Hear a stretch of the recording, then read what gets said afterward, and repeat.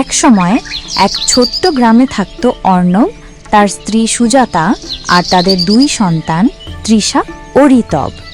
তারা খুব সাধারণ একটি ঘরে বাস করত, কিন্তু তাদের জীবনে ভালোবাসা আর শান্তির কোনো অভাব ছিল না।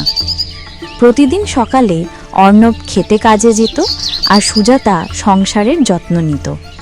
তৃষা স্কুলে পড়াশুনো করত আর ছোট ঋতব খেলাধুলায় সময় কাটাতো।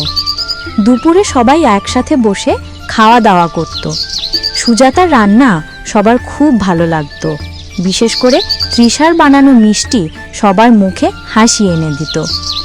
সন্ধ্যায় সবাই একসাথে উঠোনে বসে গল্প করত, হাসি ঠাট্টা আর মজায় সময় কেটে যেত।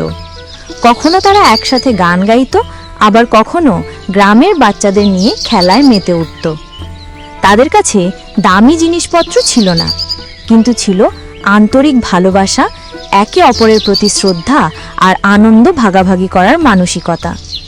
এই কারণেই তাদের ছোট্ট সংসার সবসময় ভরে থাকত সুখ আর শান্তিতে।